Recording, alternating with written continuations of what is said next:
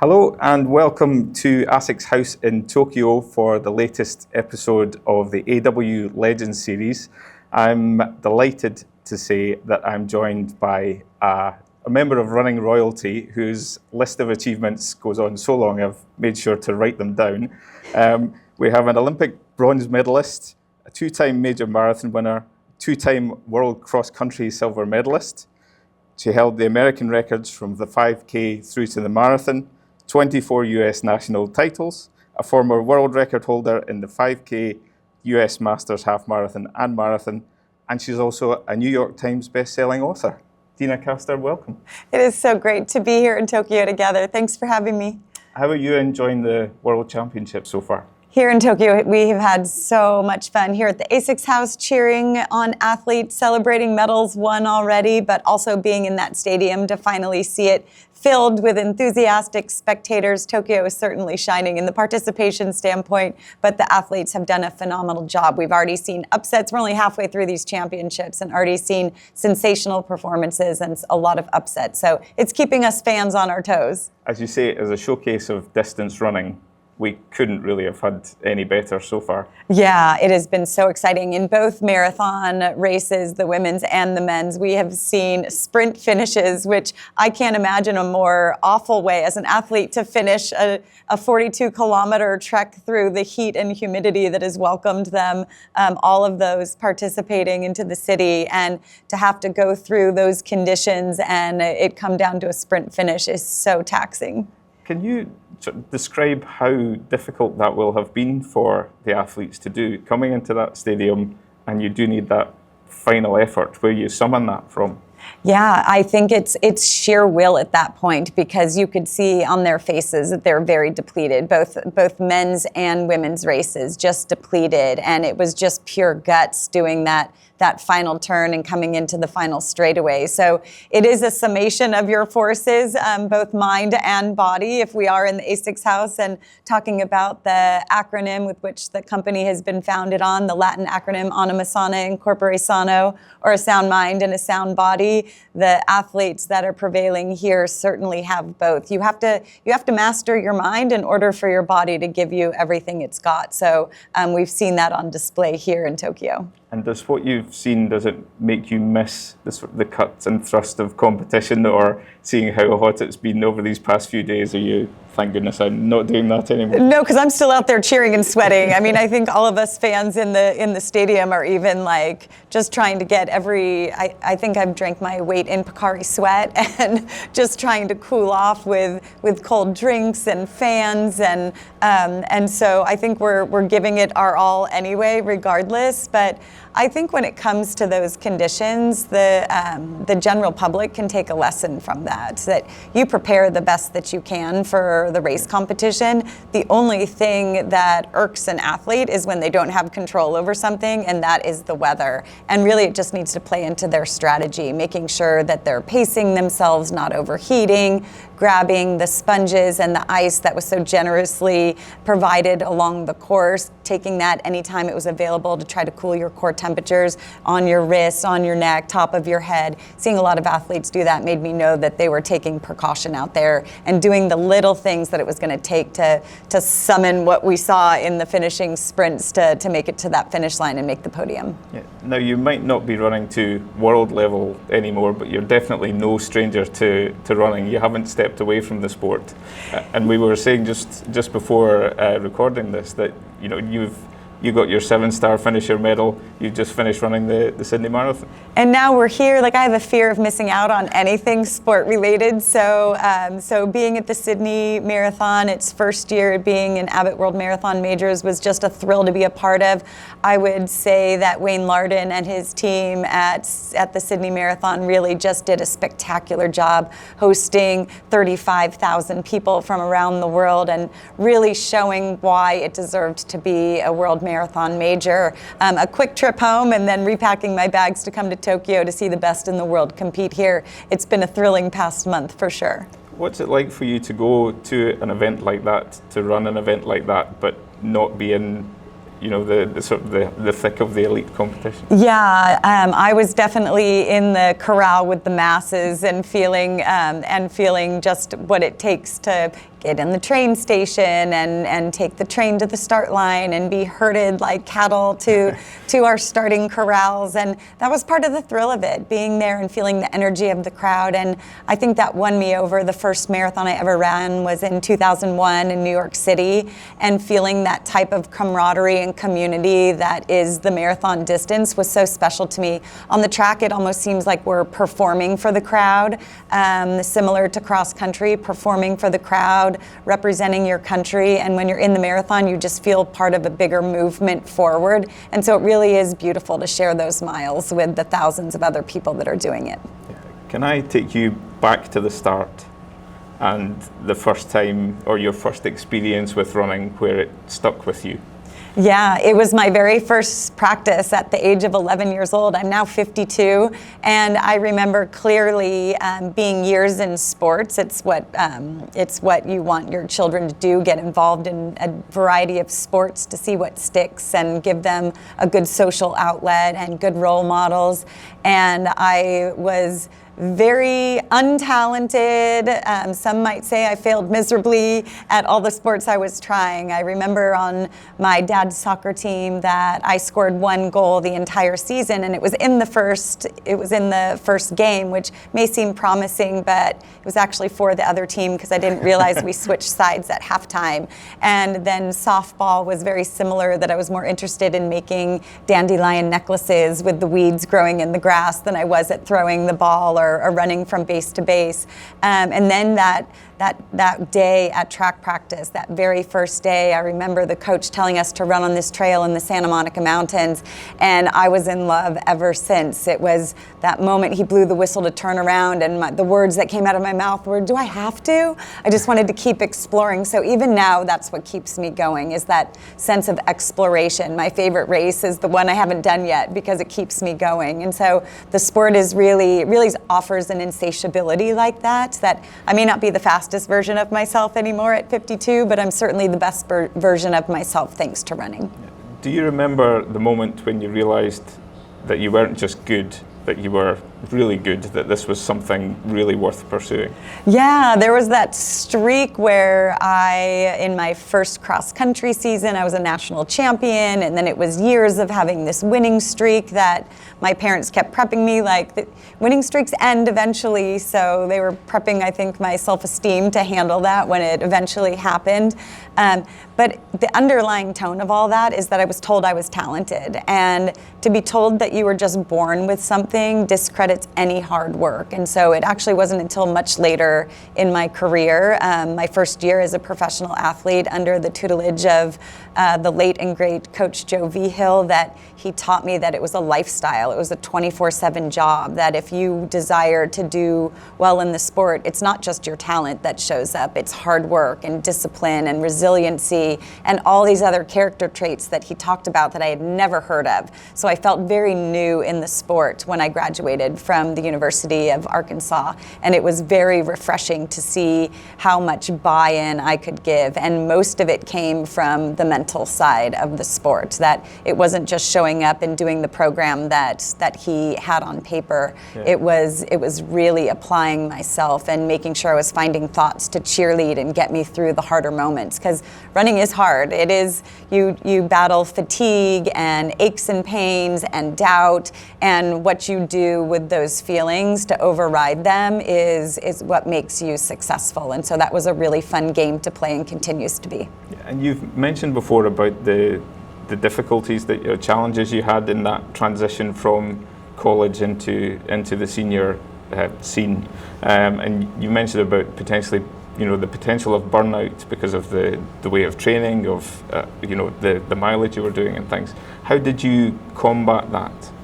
Yeah, there's injury cycles. I think a lot of people would just assume that that's part of training hard, that you get injured, and I know a lot of people that just get in this cycle of having different injuries, from ankles to knees to hips to sciatica and low back problems. And And it seemed that immediately when I changed my mentality to being in a place of privilege and opportunity and being super grateful for the ability to run that day, to put in another workout, for my body to miraculously cover during sleep, I was just dumbfounded by that, how you could work so hard and wake up the next morning and be ready to do more. And I remember in that being in that place of gratitude and awe with what I was asking of myself, and it was giving back. And for the first time in my life, I was injury free. And I really do think that it was the mentality that came first. It wasn't the, I have to get this done. It was just, I get to do this, and what a privilege to be in my running shoes each day. And you mentioned your late coach, Joe. How instrumental was he in that process, and what do you think of the importance of a good mentor? Yeah, in his humble coaching, he would say, I'm just a coach, but he was so much more than that. He was definitely my greatest mentor, teaching me just to have accountability and to persevere. And I remember one of the greatest lessons he taught me, which was very applicable in the moment of feeling defeated, but I found that in life I've leaned into this moment quite a bit. It was after my first national championship in cross country, where I went into that race feeling just true confidence for the very first time in my life, having put in weeks and weeks of quality training at high altitude with my teammates in Colorado at the time. And so I just felt rock solid on that start line. And as soon as that gun fired, I just got devoured by the field. And I ended up in 37th place, far from the top 6 that I needed to make the US team to travel to the World Cross Country Championships. And just sobbing in that moment in the quiet of my hotel room. Of course, you keep up appearances and congratulate everybody at the finish line, but you get back to your room and you sob. And I just felt like such a failure and such a fraud, and questioned why I even chose this profession. Was I delusional for thinking I could get this done and rise to the occasion and be a professional runner? And when he saw me and my puffy red eyes, he said, I'm glad you're disappointed. And my first thought was, what a jerk. Like, who's glad people are disappointed, especially if it looks like this? And he said, it means that you care and you're invested. And I understand that you expected more out of yourself. But when that happens, you got to get back to the drawing board and keep building on that. And he said the cliche, Rome wasn't built in a day. But he said, let's just go home and get back to work, because you're going to keep building yourself stronger. And that was such a relief to know that we don't have to abide by these hard emotions, by what the dictionary says. It could be on our own terms. And to know that disappointment in that moment didn't mean that I failed. It meant that I cared and I was invested. So let's get back to work. And I feel like that has really driven me to get uncomfortable with emotions like frustration and disappointment and feeling failure at the finish line, which as professional athletes, we feel that emotion much more than the accolades that you rattled off in the beginning. We fall short much more, but it really is that resiliency, that comeback, and the ability to show up again the next day after feeling that defeat that really matters. So really sitting with uncomfortable emotions and until you find a definition that serves you better. How important is it to have a support group, or at least someone to be able to release those feelings to? Because as you've just described, it's a very solitary pursuit. You might have people around you, but no one else is experiencing it other than you. Yeah, and so much of the time you don't see, like even being with my husband, who works with me 24 hours a day, 7 days a week, can't really see what's going on internally. He could see what I'm doing on the track and hold a watch, but can't really see the rest that's underlying under the surface. So it really is important to have an open communication with those in your circle, whether that's your agent and coach and husband and family members and teammates, and relying on the different people for different support. If you don't have it in your immediate family, find it in your teammates, find it in a group that will hold you accountable every day as you show up to train with them. So I really do think that the support within that microcosm, we are working at such a high level and investing so much time and energy, but so is that team around you. And for me, I rely rely on them so much on a daily basis for feedback, good and critical, that my thank you to them is on performance day when I can get out there and perform well on their behalf. Yeah, and when it goes well, say for example you become an Olympic medalist, can you give us some insight into how that feels when you realize that you're going to achieve that goal, whether that is an Olympic medal or winning a marathon major as you've done in Chicago and London? Yeah, it is so special because it's when things work, right? When the training plan works, but there's been plenty of times where I've showed up to races more fit than any of those, and I've fallen short because you can't control how other people are preparing. So it is something that you have to sit with. I try not to put too much emphasis on the accolades or the failures, because for me, I just try to learn from each of them and try to think of it as the fabric of my character being built in all of those instances and what I've gained from it. So I have a ritual when I leave my hotel room to go to a race, to go to the starting line of a race. I turn back and I look at the room and say, my job is to get back to this hotel room evolved in some way. Whether that's reaching my goal or not, I think it takes the pressure of the immediacy and the real focus of all the training miles that I had put in, and just makes it a bigger picture. So even if things start to unravel, if things are going great, then awesome, I'm coming back with all of this reinforcement of what I've been doing. But if things start to unravel in the race, I could really put my head in there and say, how am I going to be a stronger person despite this falling apart in front of me? And so really trying to learn bigger lessons to build my character and not just my resume. In which race would you say then you evolved the most? Yeah, like I failed the most, that I learned the biggest lesson. I would say the race that taught me the most, aside from that first cross-country championship where I got to redefine disappointment, I would say the Beijing 2008 Olympics in the marathon. It was 4 years after earning bronze, and I really felt I had set myself up to earn gold that day. And I, again, was on the line feeling confident and sure and just replaying a different race scenario so I could handle anything any surge that was thrown at any time in the race. I felt like I had the speed and the endurance. I worked it all together to shine that day. And at mile 3, the third metatarsal in my foot snapped in half without any warning, and I fell to the ground. And I tried to get up because you're almost like it's almost ingrained in you to just keep going.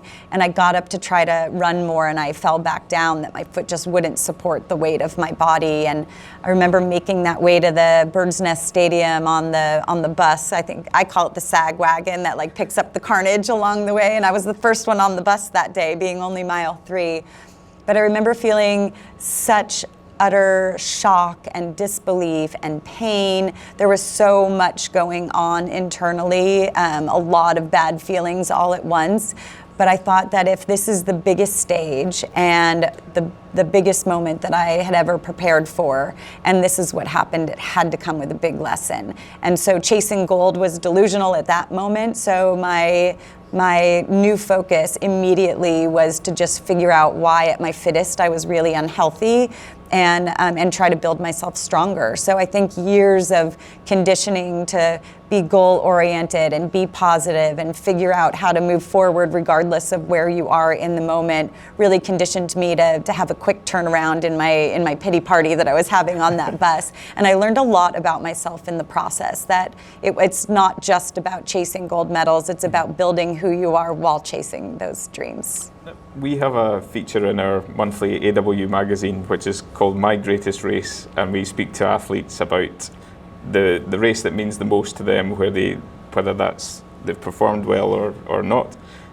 And when it came to your turn, we were expecting Olympic marathons, world cross country, but you chose the Carlsbad 5000 from just 2002. a 5K race in Southern California. Can you explain why? Yeah, I think it comes back to resiliency, to choose a race that's really not on the highest of levels and on everybody's radar. It's certainly not what you read off in the beginning of our interview, but it was a week after I had been defeated by the great Paula Radcliffe in the World Cross Country Championships in Dublin, Ireland, and I really felt that I was just elated to be on the podium and just kind of let her win the race, and I never really fought for it. I was just thrilled being in a sprint with her in the final session of that race, and so I was really disappointed with myself afterwards. And the next week, I just said, I'm going to run with no inhibitions. From the moment that gun fires, I am just going to run as hard as I can for 5 kilometers and see where it gets me. It's going to get ugly at the end, but I don't fear it. I'm going to welcome the discomfort. And it just so happened that Paula Radcliffe had the world record in the 5K on the roads, and with that reckless style of running, I was able to break her world record. So it felt internally like a little bit of redemption and learning from whatever the lessons are from a particular race, that you're learning from it and growing stronger, and that there in just a week's time was that whole idea coming to fruition. What was it like competing at that time? I mean, were there specific athletes that you enjoyed competing against, such as Paula, for example? Yeah, Paula Radcliffe and Catherine Dariba, Mizuki Noguchi, the gold medalist from Athens in 2004. It was a really fun time. It was when breaking 2 hours and 20 minutes was a big buzz. Now you see it at every weekend, at every marathon across the world. But at the time, it was pretty iconic to do that. And then Paula just kind of lowered the bar, or rose the bar, however you want to say it, lowered the time and rose the bar simultaneously when she ran 2:17 and then 2:15. And so it was an exciting time, thrilling time to be racing against the best in the world in cross country, on the roads, on the track, every single weekend. It's a pretty fun time. So when you were going for those times, when you look at what's happening now in the marathon scene, on both the men's and the women's side, yeah. What do you think? Yeah, I mean, I think a lot. Like when Tigist Assefa and Paris Jepchirchir are in a sprint in the final meters of that marathon, they have been in that exact place so many times before, duking it out and winning the races by just a lean. And I think it was Tigist Assefa just earlier this year in London broke Paris Jepchirchir's women's only world record. It's just the two of them have just battled back and forth. So as soon as they came into the stadium, that's what I think, like, oh my God, not this again. And you can't predict who's going to come out on top, because they tend to just be in that battle every time they line up. So it's just fun to see that. It's fun to see redemption stories and showing up on the starting line again to see them duke it out one more time. You know, with the current landscape, how do you think the marathon has changed the most? It has changed the characteristics of how people are approaching the distance, how they're trying to race it. Yeah, you know, when I'm watching how the marathons unfold, you wake up on the morning and you see it's a hot day and you think, oh, they're going to run so conservatively because it's hot, and then they don't. Or you think, this is a picture perfect day, they're going to go out so hard, I bet it's going to be a world record attempt, and they make it tactical and strategic. So I think it's really fun to wake up and witness how these races unfold, because it really does take an alpha personality in the racers to get the ball rolling in the earlier stages of the race. So I just like trying to predict, and almost 100% of the time I'm wrong at how the race is gonna play out, but they are always thrilling from not just the being in awe of the times that are being run right now, but how many people are running those jaw-dropping times. As you say, when the times get jaw-dropping, there's also the other side when people begin to get skeptical about how that's happening.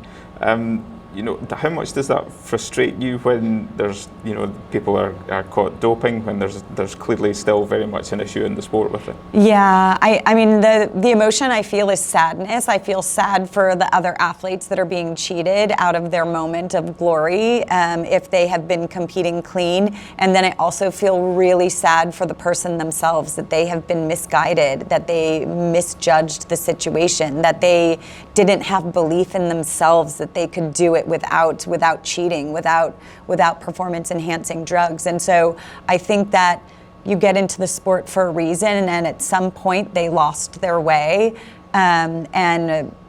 To me, I make an even bigger judgment. They're not only cheaters, they're liars, because they say that they didn't do it. They don't hold themselves accountable and don't tell the truth during or afterwards. And so I have a really hard time with that. Also, that it's hard to trust anybody when they're not telling the truth across the board. And so it really, the emotion that comes up time and time again is sadness. I feel sad for the sport, that it's another headline that reads, or another suspension that you're reading about on social media. But I also know that I was raised in the sport where I bring morals and values to the table, and I'm not chasing success, I'm chasing excellence, whereas someone else is just chasing a purse prize so they can change the lifestyle of their entire family. And I guess I can't judge the reasons for making those choices, but it certainly makes me sad. What's your relationship with the sport now? What do you use running for, I guess? Has that changed over the years? It certainly has changed. I think of it running as like a relationship. It does have to evolve. You have to revisit your purpose and how you approach it. And for so many years, I was really just trusting my physical training plan that my coach set out for me. Just blindly trusting that these are the mixtures of workouts that are gonna get the job done. And my job was every day to see how I could make my mind the greatest contributor to those miles. And so I was using my mentality to get the best out of myself physically. And now I feel like I am using running physically to get the best out of myself mentally, so that I can keep showing up with optimism and positivity, and not just for the sport and for outreach and grassroots programs to try to build the sport up and keep the participation high, but also for life. Like if I still have all this optimism flexed in my mind, it's going to show up when I'm sitting in traffic frustrated, or when my daughter comes home troubleshooting a problem. And so I could show up in a better way for other people in my life because of time in my running shoes.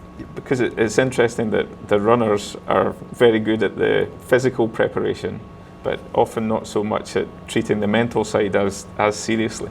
Yeah, and I think so many people, runners, a lot of athletes in general, think that we are just born pessimistic or born cynical or critical, and our minds can really be rewired one thought at a time. And so if you get to make up things in your head, let's start making up things that really help cheerlead and drive us to our successes. How heavily are you involved in the sport as well, away from running?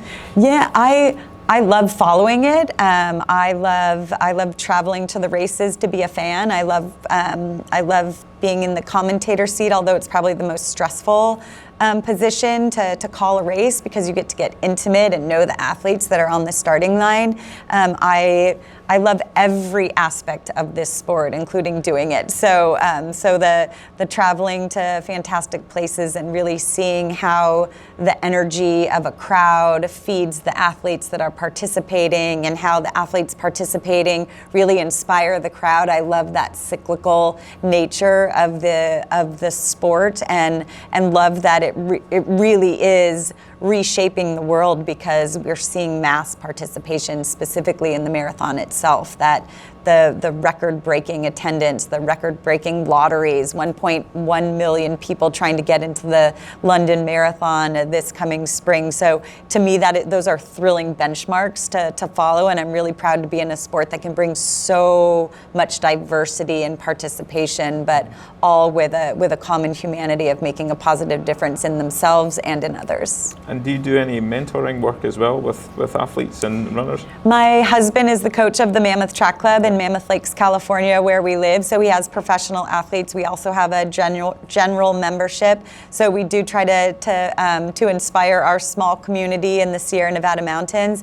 My 14-year-old daughter is in her first year of cross country in her high school. So that's really fun to help inspire and invigorate the kids, to show them that good choices and taking care of yourself can really benefit not just your athleticism, but your work in the classroom as well and your friendships. So it's been really fun to touch on the different age categories and different ambitions that we're seeing in the sport.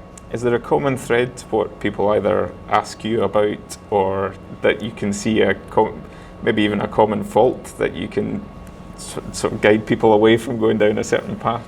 Yeah, there's so much enthusiasm when people start in this sport, and I don't want to tame that enthusiasm, but I do really want to put the emphasis more on longevity. So when people have these big goals when they come in, like to run a marathon and they haven't even run a 5K yet, I think like, oh, well, what are you going to do when winter comes and it's not as fun to get outside and run? Like giving them a plan so that running is joyful. And I think that that's kind of the buzz that I try to instill in people, is if you can make it enjoyable, the chances are you're going to be doing it for a really long time. So what are ways to make it enjoyable? Personally, I love to explore new places. So give me a new trailhead, a trail that I have not been on, and I am just lost for hours. And really that fills my running soul to the brim, maybe even overflowing. And so trying to figure out what makes people tick and why they want to do it, and make sure that they continue to feed that part of their running routine so they can not just be a one and done 5K'er, but someone that shows up year after year in this sport and is really reaping all the benefits that it gives. So you've given lots of good advice already over this interview, but if we could finish with the best piece of advice you've given that you've been given that you've carried on into your career. I think the best advice I have been given is, again, just about character. I think we emphasize goals and times, and we have so many metrics on our watches telling us we slept well enough or didn't sleep well enough, and we need to eat more, and we need to sit down. Now we need to stand up, and we've closed our rings, our exercise rings. Like, it's so much information, but it's all physical information. And so if we could make it more about character, I think we're going to get a lot more out of time in our running shoes. So I like to go into a race with a goal, but when it gets tough and I start to really embrace the pain and the discomfort and fatigue and start to doubt my abilities, it becomes entirely about my character. And I've worked too hard to build myself resilient and strong and capable to let it go in that moment. So that really became my superpower. So making it about character building and not just about mileage building and chipping away at your times. Deena, thank you very much for your time and for all of your insight. Thank you so much. Thank you for joining me for this episode of the AW Legends series with Deena Kastor. Remember, you can find more at athleticsweekly.com.